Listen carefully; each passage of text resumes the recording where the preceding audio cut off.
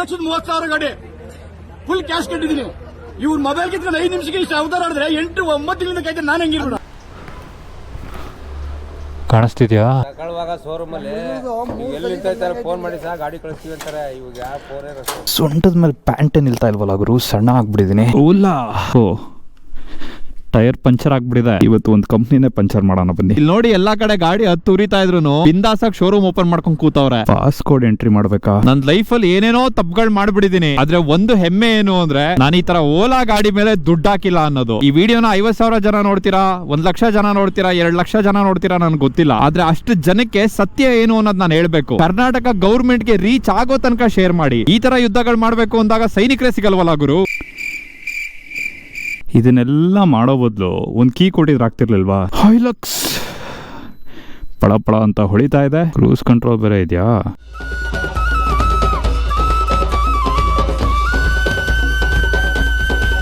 ಅವತ್ತಿಂದ ನಾನು ಎಲ್ಲಾ ಕಸ್ಟಮರ್ಸ್ ಹತ್ರ ಕೇಳ್ತಾ ಇದ್ದೀನಿ, ಓಲಾ ಗಾಡಿ ಬಗ್ಗೆ ಒಂದು ವಿಡಿಯೋ ಮಾಡಬೇಕು, ಗಾಡಿ ಕೊಡಿ ಅಂತ. ಯಾರು ಕೊಡಕ್ ರೆಡಿ ಇಲ್ಲ. ನಾನು ಅವ್ರ ಗಾಡಿಗಳಿಗೆ ಬೈತೀನಿ ಅಂತಲ್ಲ, ಅವರು ಆ ಗಾಡಿಗಳಿಗೆ ಬೈತಾರೆ. ಆದ್ರೆ ಕೊಡಕ್ಕೆ ಗಾಡಿ ಅವ್ರ ಹತ್ರನೇ ಇಲ್ವಲ್ಲ ಗುರು. ಸರ್ವಿಸ್ ಸೆಂಟ್ರಲ್ ಇದೆ. ಇನ್ನೊಂದಷ್ಟು ಓಲಾಗಳು ಹೆಂಗೆ ಅಂದ್ರೆ, ದೀಪಾವಳಿ ಹಬ್ಬದಲ್ಲಿ ಗಾಡಿ ಡೆಲಿವರಿ ತಗೊಂಡ್ರು, ನಿಂಬೆಹಣ್ಣು ಕಟ್ಟಿ ಪೂಜೆ ಮಾಡಿದ್ರು. ಕಟ್ಟಿರೋ ನಿಂಬೆಹಣ್ಣು ಇನ್ನೂ ಸುಂಡೋಗಿಲ್ಲ ಗುರು, ಆಗ್ಲೇ ಗಾಡಿಗಳು ಕಾಲೆತ್ಕೊಂಡ್ಬಿಟ್ಟಿದೆ. ಭಾರತದ ಆಟೋಮೊಬೈಲ್ ಹಿಸ್ಟ್ರಿನಲ್ಲೇನೆ ಒಂದು ಬಿಗ್ಗೆಸ್ಟ್ ಸ್ಕ್ಯಾಮ್ ಅಂದ್ರೆ ನೀವು ರಾಯಲ್ ಎನ್ಫೀಲ್ಡ್ ಅಂತ ಅನ್ಕೋತೀರಾ, ಅಲ್ಲ ಓಲಾ. ಈ ಓಲಾ ಸ್ಕ್ಯಾಮ್ ಬಗ್ಗೆ ಮಾತಾಡೋದಕ್ಕಿಂತ ಮುಂಚೆ ಈ ಸ್ಕ್ಯಾಮರ್ ಬಗ್ಗೆ ಮಾತಾಡೋಣ. ಓಲಾ ಕಂಪ್ನಿನ ಸ್ಟಾರ್ಟ್ ಮಾಡಿದ್ದು ಭವಿಷ್ ಅಗರ್ವಾಲ್ ಅಂತ. ಸುಮಾರು ವರ್ಷಗಳ ಮುಂಚೆ ಓಲಾ ಕಂಪ್ನಿ ಒಂದು ಕ್ಯಾಬ್ ಸರ್ವಿಸ್ ಆಗಿ ಸ್ಟಾರ್ಟ್ ಆಗಿದ್ದು. ಇನ್ವೆಸ್ಟರ್ಸ್ ಹತ್ರ ಕಾಸು ತಗೊಂಡು ನಾನು ಏನೋ ದೊಡ್ಡದಾಗಿ ಕಿತ್ ದಬಾಕ್ತೀನಿ ಅಂತ ಮಾಡಿದ ಕಂಪ್ನಿ ಅದು. ನಮ್ಮ ದೇಶದಲ್ಲಿ ಫ್ರೀ ಆಗಿ ಕೊಡ್ಲಿಲ್ಲ ಅಂದ್ರೆ ಜನ ಕಾಂಡಮ್ ಯೂಸ್ ಮಾಡಲ್ಲ. ಅದಕ್ಕೆ ಓಲಾದಲ್ಲಿ ಸ್ಟಾರ್ಟಿಂಗ್ ಅಲ್ಲಿ ಏನಾಯ್ತು ಅಂದ್ರೆ ಫ್ರೀ ರೈಡ್ ಗಳನ್ನ ಬಿಡಕ್ ಶುರು ಮಾಡಿದ್ರು. ತುಂಬಾ ಕಮ್ಮಿ ರೇಟ್ ಗೆ ಕ್ಯಾಬ್ ಗಳನ್ನ ಕೊಡಕ್ ಶುರು ಮಾಡಿದ್ರು. ನಾವು ಗಾಡಿಗೆ ಪೆಟ್ರೋಲ್ ಹಾಕ್ಸ್ಕೊಂಡು ಹೋಗೋಕ್ಕಿಂತನೂ ಇನ್ನೂ ಕಮ್ಮಿ ರೇಟ್ ಅಲ್ಲಿ ಕಾರಲ್ಲಿ ಓಡಾಡಬಹುದು ಅಂತ ಜನಕ್ಕೆ ಯಾವಾಗ ಗೊತ್ತಾಯ್ತು, ಎಲ್ಲರೂ ಓಲಾ ಆಪ್ ನ ಇನ್ಸ್ಟಾಲ್ ಮಾಡ್ಕೊಂಡು ಧ್ವಂಸ ಮಾಡಕ್ ಶುರು ಮಾಡಿದ್ರು. ಇಲ್ಲಿ ಒಂದು ಓಪನಿಂಗ್ ಇದೆ ಅನ್ನೋದು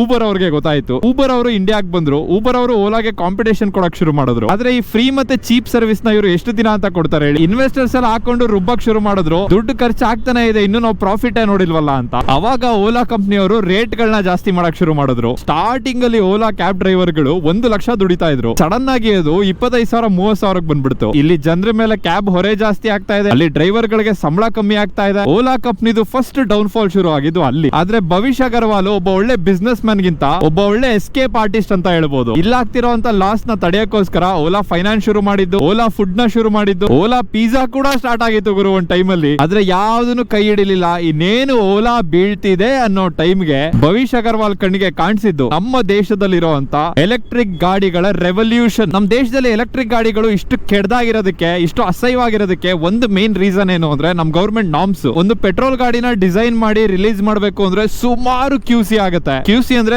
ಕ್ವಾಲಿಟಿ ಕಂಟ್ರೋಲ್ ಅಂತ. ಆದ್ರೆ ಎಲೆಕ್ಟ್ರಿಕ್ ಗಾಡಿಗಳಲ್ಲಿ ಆತರ ಅಲ್ಲ ಗುರು. ಗವರ್ಮೆಂಟ್ ಅವರು ಅವಾಗ ಎಲೆಕ್ಟ್ರಿಕ್ ಗಾಡಿಗಳನ್ನ ಬಿಡಿ ಅಂತ ಪುಷ್ ಮಾಡ್ತಿದ್ರು, ಸಬ್ಸಿಡಿ ಕೊಡ್ತಾ ಇದ್ರು. ಕ್ವಾಲಿಟಿ ಕಂಟ್ರೋಲ್ ಎಷ್ಟು ಕೆಡದಾಗಿತ್ತು ಅಂದ್ರೆ, ನೀವು ಮನೆಯಲ್ಲಿ ಒಂದು ಮಿಕ್ಸಿ ಮೋಟರ್ ನ ತೆಗೆದು ನಿಮ್ ಸೈಕಲ್ ಗೆ ಫಿಟ್ ಮಾಡಿ ನಾಳೆ ಮಾರ್ಕೆಟ್ ಬಂದು ಇದು ನನ್ನ ಎಲೆಕ್ಟ್ರಿಕ್ ಗಾಡಿ, ನಂದು ಹೊಸ ಕಂಪನಿ ಅಂತ ಸೇಲ್ ಮಾಡಿದ್ರು ಗವರ್ಮೆಂಟ್ ಅವರು ಪರ್ಮಿಷನ್ ಕೊಡ್ತಾ ಇದ್ರು. ಇದೇ ರೀಸನ್ ಗೋಸ್ಕರ 2015-16 ಟೈಮ್ ಅಲ್ಲಿ ಸುಮಾರು ಎಲೆಕ್ಟ್ರಿಕ್ ಗಾಡಿಗಳು ಬಂದ್ಬಿಡ್ತು. ಎಲ್ಲ ಚೈನಾ ಇಂಪೋರ್ಟ್. ಇಂಡಿಯಾದಲ್ಲಿ ಕಂಪನಿನ ರಿಜಿಸ್ಟರ್ ಮಾಡ್ಕೊಂಡು ವೈಟ್ ಲೇಬಲಿಂಗ್ ಮಾಡಿ ಸೇಲ್ ಮಾಡೋದು. ಆದ್ರೆ ಭವಿಷ್ ಅಗರ್ವಾಲ್ ಚೈನಾ ಇಂದ ಗಾಡಿಗಳನ್ನ ತರಿಸಲಿಲ್ಲ. ನೆದರ್ಲ್ಯಾಂಡ್ ಅಲ್ಲಿ ಎಟರ್ಗೋ ಅಂತ ಒಂದು ಕಂಪನಿ ಇತ್ತು, ಅದನ್ನ ಅಕ್ವೈರ್ ಮಾಡ್ಕೊಂಡು ಅನೌನ್ಸ್ ಮಾಡಿದ್ದು 1 ವರ್ಷದಲ್ಲಿ ನಮ್ಮ ದೇಶದಲ್ಲಿ ನಾನು ಓಲಾ ಗಾಡಿಗಳನ್ನ ರಿಲೀಸ್ ಮಾಡ್ತೀನಿ ಅಂತ. ಇವ್ರಿಗೆ ಕಂಪೇರ್ ಮಾಡಿದ್ರೆ ಏತರ್ ಕಂಪನಿನ ನೋಡಿ 10 ವರ್ಷ R&D ಮಾಡಿದಾರೆ. ಆತರ ಇರ್ಬೇಕಾದ್ರೆ ಎಟರ್ಗೋ ಕಂಪನಿನ ತಗೊಂಡ್ಬಂದು ವಿತಿನ್ 18 ಮಂತ್ಸ್ ಅಲ್ಲಿ ಓಲಾ ಗಾಡಿಗಳನ್ನ ರಿಲೀಸ್ ಮಾಡಿದ್ದು. ಅವಾಗ ಜನ ಕ್ವೆಶ್ಚನ್ ಮಾಡಿದ್ರು, ಇದೇನ್ ಹೊಸ ಪ್ರಾಡಕ್ಟ್ ಆಗಿರು ಜಾಸ್ತಿ R&D ಮಾಡಕ್ಕೆ, ಆಲ್ರೆಡಿ ಎಕ್ಸಿಸ್ಟಿಂಗ್ ಪ್ರಾಡಕ್ಟ್ ನ ನಮ್ಮ ಇಂಡಿಯಾದಲ್ಲಿ ತಂದು ಕೊಡ್ತಾ ಇದಾರೆ ಅಂತ. ಎಟರ್ಗೋ ಕಂಪನಿ ಗಾಡಿಗಳು ಯುರೋಪಿಯನ್ ಮಾರ್ಕೆಟ್ ಗೆ ಮಾಡಿದ್ದು. ಅದರಲ್ಲಿ ಇದ್ದಂತ ಬ್ಯಾಟರಿ ಟೆಂಪರೇಚರ್ ಪಾಯಿಂಟ್ ಗಳು ಕೋಲ್ಡ್ ಕಂಟ್ರಿಗೋಸ್ಕರ ಮಾಡಿದ್ದು. ಅದರಲ್ಲಿ ಇದ್ದಂತ front single sided suspension European road ಗಳಿಗೋಸ್ಕರ ಮಾಡಿದ್ದು. ಇದರಿಂದ ಏನಾಗಕ್ ಶುರು ಆಯ್ತು ಅಂದ್ರೆ ಟೆಂಪರೇಚರ್ ಫ್ಲಕ್ಚುಯೇಷನ್ ಆಗಿ ಓಲಾ ಗಾಡಿಗಳು ಬೆಂಕಿ ಎತ್ಕೋತಾ ಇತ್ತು. ಈ ರೋಡ್ ಗಳಲ್ಲಿರುವಂತ ಅಂಡ್ಯುಲೇಷನ್ಸ್ ಅಲ್ಲಿ ಓಡಿಸಬೇಕಾದ್ರೆ ಪ್ರೆಷರ್ ತಡೆಯಕ್ಕಾಗದೆ ಫ್ರಂಟ್ ಫೋರ್ಕ್ ಗಳು ಕಟ್ ಆಗ್ತಾ ಇತ್ತು. ಸಿಂಪಲ್ ವಿಷಯ ಏನು ಅಂದ್ರೆ ಓಲಾ ಕಂಪನಿ ಅವರು ಟೈಮ್ ಕೊಟ್ಟು ಟೆಸ್ಟಿಂಗ್ ಮಾಡ್ಲಿಲ್ಲ. ಗಾಡಿಗಳನ್ನ ಕೊಟ್ಟು ಕಸ್ಟಮರ್ ಗಳನ್ನ ಲ್ಯಾಬ್ ರ್ಯಾಟ್ ಗಳ ತರ ಯೂಸ್ ಮಾಡ್ಕೊಂಡ್ರು. ಸಾವಿರಾರು ಕಂಪ್ಲೇಂಟ್ ಬಂದ್ರು ಕೂಡ ಜನ ತಲೆ ಕೆಡಿಸ್ಕೊಳ್ಳಿಲ್ಲ. ಏನಕ್ಕೆ ಅಂದ್ರೆ ಅವಾಗ ಅವಾಗಿನ ಟೈಮಲ್ಲಿ ಏತರ್ ಗಾಡಿನ ನೀವು ತಗೋಬೇಕು ಅಂದ್ರೆ ಆಲ್ಮೋಸ್ಟ್ 1.8 lakhs ಇತ್ತು. ಅದನ್ನ ಬಿಟ್ರೆ ಸ್ಟಾರ್ಟಿಂಗ್ ಅಲ್ಲಿ ಯಾವ್ದೋ ಒಂದು ಚೈನೀಸ್ ಕಂಪನಿಯಲ್ಲಿ 30-40 ಸಾವಿರದ ಗಾಡಿಗಳನ್ನ ತಗೋಬೇಕಿತ್ತು. ಇದೆರಡರ ಮಧ್ಯೆ ಒಂದು ಬ್ರಿಡ್ಜ್ ನ ಕೊಟ್ಟಿದ್ ಗಾಡಿ ಅಂದ್ರೆ ಓಲಾ. ಇವತ್ತಿಗೂ ಸುಮಾರು ಜನ ಹೇಳ್ತಾರೆ ನಮ್ಮ ಭಾರತದಲ್ಲಿ ಒಂದು ಎಲೆಕ್ಟ್ರಿಕ್ ಗಾಡಿ ರೆವಲ್ಯೂಷನ್ ಅಂತ ಬಂದಿದ್ದು ಓಲಾ ಇಂದ ಅಂತ. ರೆವಲ್ಯೂಷನ್ ಅಲ್ಲ, ನಮ್ಮ ಭಾರತ ದೇಶದಲ್ಲಿ ಎಲೆಕ್ಟ್ರಿಕ್ ಗಾಡಿಗಳಿಗೆ ಕೆಟ್ಟ ಹೆಸರು ತಂದಿದ್ದು ಈ ಓಲಾದವರು. ಈಗ ಓಲಾ ಗಾಡಿಗಳನ್ನ ತಗೊಂಡಿರುವಂತ ಕಸ್ಟಮರ್ಸ್ ಮತ್ತೆ ಯಾವತ್ತೂ ಅವ್ರ ಲೈಫ್ ಅಲ್ಲಿ ಎಲೆಕ್ಟ್ರಿಕ್ ಗಾಡಿಗಳಿಗೆ ದುಡ್ಡು ಹಾಕಕ್ ಹೋಗೋದಿಲ್ಲ. ಓಲಾದ ಒಂದು ಬಿಗ್ಗೆಸ್ಟ್ ಅಡ್ವಾಂಟೇಜ್ ಏನಿದ್ದು ಅಂದ್ರೆ ಮಿನಿಮಮ್ 2 ಕೋಟಿ ಜನರ ಹತ್ರ ಓಲಾ ಆಪ್ ಇತ್ತು. ಓಲಾ ಆಪ್ ಅಲ್ಲಿ ಇವರು ಓಲಾ ಗಾಡಿ ಬರ್ತಿದೆ ಪ್ರೀ ಬುಕಿಂಗ್ ಮಾಡಿ ಅಂತ ಬರೀ 600 rupeesಗೆ ಗಾಡಿನ ಬುಕಿಂಗ್ ತಗೊಳಕ್ ಶುರು ಮಾಡಿದ್ರು. ಒಂದು ಟೈಮ್ ಅಲ್ಲಿ ಓಲಾದವರು ಒಂದು ವರ್ಷದಲ್ಲಿ 1 ಕೋಟಿ ಗಾಡಿಗಳನ್ನ ಪ್ರೊಡಕ್ಷನ್ ಮಾಡೋಷ್ಟು ಕೆಪಾಸಿಟಿ ಇರುವಂತ ಓಲಾ ಗಿಗಾ ಫ್ಯಾಕ್ಟರಿನ ಓಪನ್ ಮಾಡಿದ್ರು. ಭವಿಷ್ಯ ಅಗರ್ವಾಲ್ ತಲೆನಲ್ಲಿ ಇದ್ದಿದ್ದು ಒಂದೇನು ಅಂದ್ರೆ ನಾನು ಆದಷ್ಟು ಬೇಗ ಇಡೀ ವರ್ಲ್ಡ್ ಅಲ್ಲಿ ಟಾಪ್ ಕಂಟೆಂಡರ್ ಆಗ್ಬೇಕು ಅಂತ. ಅದಕ್ಕೋಸ್ಕರ ಅವರು ಮಂಕ್ ಮಾಡಿದ್ದು ನಮ್ಮ ದೇಶದ ಕನ್ಸ್ಯೂಮರ್ ಗಳನ್ನ. ನಿಮಗೆ ಬರೀ ಓಲಾ ಗಾಡಿಗಳು ಕೆಡದಾಗಿದೆ ಅಂತ ಗೊತ್ತು, ಆದ್ರೆ ಓಲಾದಲ್ಲಿರುವಂತ ವರ್ಕ್ ಕಲ್ಚರ್ ಇನ್ನೂ ಕೆಡದಾಗಿದೆ. ನೀವೇ ಇಮ್ಯಾಜಿನ್ ಮಾಡ್ಕೊಳ್ಳಿ, ಪ್ರತಿ ದಿನ 14 ಅವರ್, ವಾರಕ್ಕೆ 7 ದಿನ ಶಿಫ್ಟ್ ಅಂದ್ರೆ ಜನ ಎಲ್ಲಿಗೆ ಹೋಗ್ಬೇಕು ಗುರು? ರೀಸೆಂಟ್ ಆಗಿ ಒಬ್ರು ಆತ್ಮಹತ್ಯೆ ಕೂಡ ಮಾಡ್ಕೊಂಡ್ರು. ವರ್ಕ್ ಕಲ್ಚರ್ ಚೆನ್ನಾಗಿಲ್ಲ, ತುಂಬಾ ಪ್ರೆಷರ್ ಆಗ್ತಾ ಇದಾರೆ ಅಂತ. ಓಲಾ ಕಂಪನಿಯವರು ಪ್ರೊಡಕ್ಷನ್ ನ ಎಷ್ಟು ಸ್ಕೇಲ್ ಅಪ್ ಮಾಡಿದ್ರು ಆತರ ಸರ್ವಿಸ್ ಸೆಂಟರ್ ಗಳನ್ನ ಸ್ಕೇಲ್ ಅಪ್ ಮಾಡ್ಲಿಲ್ಲ. ಗಾಡಿಗಳಲ್ಲಿರುವಂತ ಪ್ರಾಬ್ಲಮ್ ಗಳನ್ನ ಸಾರ್ಟ್ ಮಾಡ್ಲಿಲ್ಲ. ಇದನ್ನೆಲ್ಲ ನೋಡ್ತಿರುವಂತ ದೊಡ್ಡ ಪ್ಲೇಯರ್ಸ್ ಗಳಿಗೆ ಅರ್ಥ ಆಯ್ತು, ನಾವೇನಕ್ಕೆ ಸುಮ್ನೆ ಪೆಟ್ರೋಲ್ ಗಾಡಿಗಳನ್ನ ಸೇಲ್ ಮಾಡ್ಕೊಂಡು ಕುತ್ಕೊಳ್ಳೋಣ ಅಂತ. ಹೀರೋ ಅವರು ವಿಡಾ ಗಾಡಿ ತಗೊಂಡ್ಬಂದ್ರು, ಟಿವಿಎಸ್ ಅವರು ಐಕ್ಯೂಬ್ ಗಾಡಿ ತಗೊಂಡ್ಬಂದ್ರು, ಬಜಾಜ್ ಅವರು ಚೇತಕ್ ಗಾಡಿ ತಗೊಂಡ್ಬಂದ್ರು. ಇದ್ರ ಮಧ್ಯ ಓಲಾ ಒಂದು ನಾರ್ಮಲ್ ಕಂಪನಿಯಿಂದ IPO ಗೆ ರಿಜಿಸ್ಟರ್ ಆಗಿ ಅವರು ಶೇರ್ ಗಳನ್ನೆಲ್ಲ ಸೇಲ್ ಮಾಡಕ್ ಶುರು ಮಾಡಿದ್ರು. ಯಾವಾಗ ಜನಕ್ಕೆ ಓಲಾದಲ್ಲಿ ಆಗ್ತಿರುವಂತ ಪ್ರಾಬ್ಲಮ್ಸ್ ಗಳು ಗೊತ್ತಾಯ್ತು, ಅವಾಗ ಅವ್ರದ್ದು ಶೇರ್ ವ್ಯಾಲ್ಯೂ ಕೂಡ ಬೀಳಕ್ಕೆ ಶುರು ಆಯ್ತು. ಆದ್ರೆ ಭವಿಷ್ಯ ಅಗರ್ವಾಲ್ ಮುಂಚೆ ಏನ್ ಮಾಡಿದ್ದು ಈಗ್ಲೂ ಅದನ್ನೇ ಮಾಡಿದ್ದು. 1.5 ಲಕ್ಷದ ಗಾಡಿಗಳು ಏನಕ್ಕೆ ತಗೋತೀರಾ, 1 ಲಕ್ಷಕ್ಕೆ ನಾನು ಗಾಡಿ ಕೊಡ್ತೀನಿ ಅಂತ ಈ ತರ ಬೇಸಿಕ್ ಓಲಾ ಗಾಡಿಗಳನ್ನ ಸೇಲ್ ಮಾಡಕ್ ಶುರು ಮಾಡಿದ್ದು. ಜನ ಮತ್ತೆ ಟ್ರಾಪ್ ಬಿದ್ರು,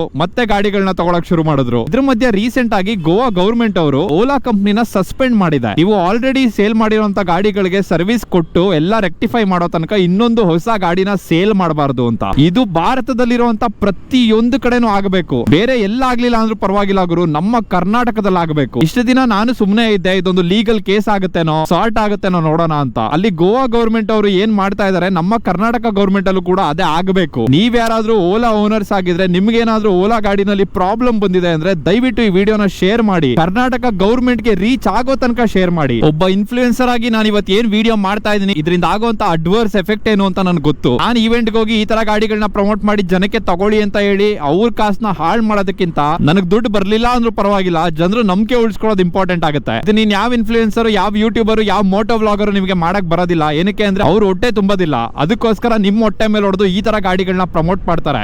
ಕಮ್ಯುನಿಟಿ ಅಂತ ಸುಮ್ನೆ ಬಾಯ್ ಬಡ್ಕೋತೀರಾ, ಆದ್ರೆ ಈ ತರ ಗಾಡಿಗಳನ್ನ ಏನಕ್ಕೆ ಪ್ರಮೋಟ್ ಮಾಡ್ತೀರಾ? ನಿಮಗೂ ಗೊತ್ತು ತಾನೆ ಈ ಗಾಡಿನಲ್ಲಿ ಏನ್ ಪ್ರಾಬ್ಲಮ್ ಗಳಿದೆ ಅಂತ. ನಮ್ಮ ಜನ ಯೂಟ್ಯೂಬರ್ಸ್ ನ ಎಷ್ಟು ನಂಬ್ತಾ ಇದಾರೆ ಅಂದ್ರೆ ಗಾಡಿನ ಟೆಸ್ಟ್ ರೈಡ್ ಮಾಡಿ ತಗೊಳ್ಳೋದಿಲ್ಲ, ಯೂಟ್ಯೂಬ್ ವಿಡಿಯೋ ನೋಡಿ ಡಿಸೈಡ್ ಮಾಡ್ತಾರೆ ಗಾಡಿ ತಗೋಬೇಕಾ ಬೇಡವಾ ಅಂತ. ಆ ತರ ಇರ್ಬೇಕಾದ್ರೆ ನೀವು ಈ ತರ ಗಾಡಿಗಳನ್ನ ಪ್ರಮೋಟ್ ಮಾಡ್ತಿರಲ್ಲ, ನಿಮಗ್ ನಾಚಿಕೆ ಆಗ್ಬೇಕು. ಆಯ್ತು, ನೀವೇನು ಹೋಗಿ ಗಾಡಿ ಬಗ್ಗೆ ಗೊತ್ತಿರಲಿಲ್ಲ ಹೋಗಿ ಪ್ರಮೋಟ್ ಮಾಡಿದ್ರೆ ಅದು ಬೇರೆ ವಿಷಯ. ಆದ್ರೆ ಗಾಡಿ ಒಂದ್ಸಲ ಚೆನ್ನಾಗಿಲ್ಲ ಅಂತ ಗೊತ್ತಾದ್ಮೇಲೆ, ಬ್ರ್ಯಾಂಡ್ ಇಂದ ಜನರಿಗೆ ಪ್ರಾಬ್ಲಮ್ ಆಗ್ತಿದೆ ಅಂತ ಗೊತ್ತಾದ್ಮೇಲೆ ನೀವ್ ಏನಕ್ಕೆ ವಿಡಿಯೋ ಮಾಡಾಕೋದಿಲ್ಲ? ಆ ತರ ವಿಡಿಯೋ ಮಾಡ್ಬಿಟ್ರೆ ಮತ್ತೆ ಇವರು ನೆಕ್ಸ್ಟ್ ಹೊಸ ಗಾಡಿ ಲಾಂಚ್ ಮಾಡಿದಾಗ ನಿಮ್ಮನ್ನ ಕರೆದು ಕಾಸು ಕೊಟ್ಟು ವಿಡಿಯೋ ಮಾಡ್ಸಲ್ವಲ್ಲ. ಅದಕ್ಕೆ ಯೂಟ್ಯೂಬರ್ ನ ನೋಡಿ ಮೊಬೈಲ್ 1 ಲಕ್ಷ ಹಾಕಿ ತಗೋತೀರಾ, ಕೆಡುತ್ತೆ, ಬಿಟ್ಟಾಕಿ. ಯಾರೋ ಫುಡ್ ಬ್ಲಾಗರ್ ನ ನೋಡಿ ಹೋಗಿ ಊಟ ಮಾಡ್ತೀರಾ, ಅದು ಚೆನ್ನಾಗಿರಲ್ಲ, ಬಿಟ್ಟಾಕಿ. ಅದರಿಂದ ನಿಮ್ಗೆ ಜೀವ ಹೋಗುವಂತದ್ದು ಏನೂ ಆಗಲ್ಲ. ಆದ್ರೆ ಈ ತರ ಗಾಡಿಗಳನ್ನ ನೀವು ತಗೊಂಡು ರೋಡ್ ಮೇಲೆ ಹೋಗ್ಬೇಕಾದ್ರೆ ಏನಾದ್ರು ವ್ಯತ್ಯಾಸ ಆಯ್ತು ಅಂದ್ರೆ ಇನ್ನೊಂದಷ್ಟು ಜನ ಕಾಮೆಂಟ್ ಸೆಕ್ಷನ್ ಅಲ್ಲಿ ಬಂದ್ಬಿಟ್ಟು ಹೇಳ್ತೀರಾ, ನಾನು ಓಲಾ ಅಷ್ಟು ವರ್ಷದಿಂದ ತಗೊಂಡಿದ್ದೀನಿ, ನಂಗೆ ಏನೂ ಪ್ರಾಬ್ಲಮ್ ಆಗಿಲ್ಲ, ನಂದು ತುಂಬಾ ಚೆನ್ನಾಗಿ ಓಡ್ತಾ ಇದೆ ಅಂತ. 1 ಲಕ್ಷ ಜನದಲ್ಲಿ ನಿಮ್ಮಂತವ್ರು ಯಾರೋ ಇಬ್ರು ಇರ್ತೀರಾ ಅಷ್ಟೇ. ಮಿಗ್ದವ್ರೆಲ್ಲ ಬಾಯ್ ಬಡ್ಕೊಳ್ಳೋರೆ. ಅವ್ರ ಏನಕ್ಕೆ ಬಂದ್ ಕಮೆಂಟ್ ಹಾಕಲ್ಲ ಅಂದ್ರೆ ಅವ್ರಿಗೆ ಬಂದ್ ಕೂತ್ ಕಮೆಂಟ್ ಹಾಕಕ್ಕೂ ಟೈಮ್ ಇಲ್ಲ ಗುರು. ಕೋರ್ಟ್ ಕೇಸು ಅಂತ ಅಲ್ದಾಡ್ತಾ ಇರ್ತಾರಲ್ಲಿ. ಈ ವಿಡಿಯೋ ಮಾಡ್ತಾ ಇರೋಂತ ಮೇನ್ ಉದ್ದೇಶ ಏನು ಅಂದ್ರೆ,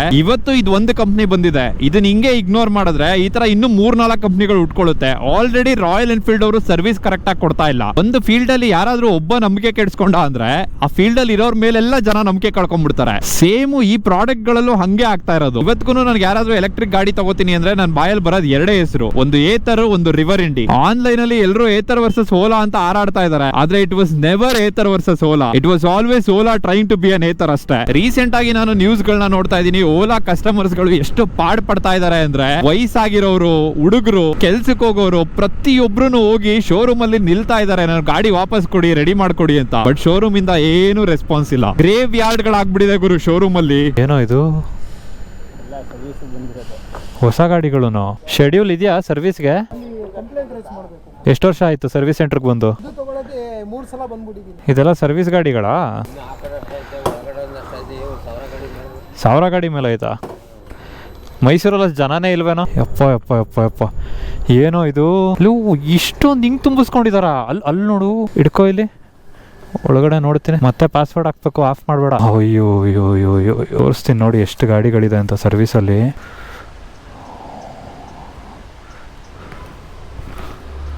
ಕಾಣಿಸ್ತಿದ್ಯಾ? ಸ್ಟಾರ್ಟಿಂಗ್ ಇಂದ ಬಡ್ಕೊಂಡೆ ಇಂಥ ಗಾಡಿಗಳು ತಗೋಬೇಡಿ ಅಂತ. ಯಾರಿಗೂ ಕಂಪ್ಲೇಂಟ್ ಮಾಡಿಲ್ವಾ?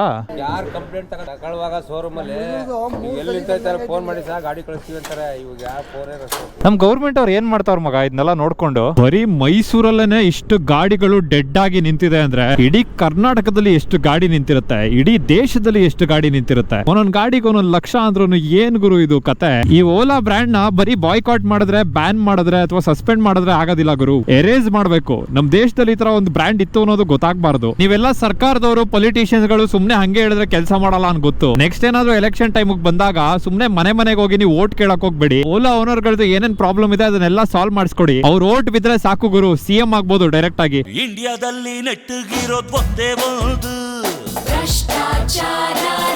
ಅರ್ಧ ಔಟರ್ ರಿಂಗ್ ರೋಡ್ ಅಲ್ಲಿ ಬರೀ ನೀವುಗಳೇ ಇರ್ತಿರಲ್ಲ ಸರ್. ರೋಡ್ ಮಧ್ಯ ನಿಲ್ಲಿಸ್ಕೊಂಡು ಈ ತರ ಕಷ್ಟ ಸುಖ ಮಾತಾಡ್ಕೊಂಡು ರೋಡ್ ಬ್ಲಾಕ್ ಮಾಡ್ಕೊಂಡು ಇದೀರಾ ನೀವು ಪೊಲೀಸ್ಗಳು. ನಾವು ಔಟರ್ ರಿಂಗ್ ರೋಡ್ ಬರೋದು ಟ್ರಾಫಿಕ್ ಕಮ್ಮಿ ಆಗ್ಲಿ ಅಂತ. ಇಲ್ಲಿ ಟ್ರಾಫಿಕ್ ಜಾಸ್ತಿ ಆಗಿರೋ ಮೇನ್ ರೀಸನ್ ಈ ಪೊಲೀಸ್ಗಳಿಂದ. ಯಾವ್ದು ಕ್ವಾಲಿಟಿ ಇಲ್ವಲ್ಲ ಬ್ರೋ. ನೋಡಿ ಆಲ್ರೆಡಿ ಇಲ್ಲೆಲ್ಲ ಕಲರ್ ಫೇಡ್ ಆಗಿದೆ, ಪೇಂಟ್ ಹೋಗಿದೆ, ರಸ್ಟ್ ಹಿಡಿತಾ ಇದೆ. ಸಾಕಾಯ್ತು ನನಗೆ ಇವತ್ತು ಈ ಗಾಡಿ ಓಡಿಸಿ. ಗಾಡಿ ಓಡಿಸಿದ್ಮೇಲೆ ಶೋರೂಮ್ ಅವ್ರು ಎದೆ ಮೇಲೆ ಕೀ ಬಿಸಾಕೋಣ ಅಂದ್ರೆ ನನ್ನ ಮಕ್ಕಳು ಕೀನು ಕೊಟ್ಟಿಲ್ಲ.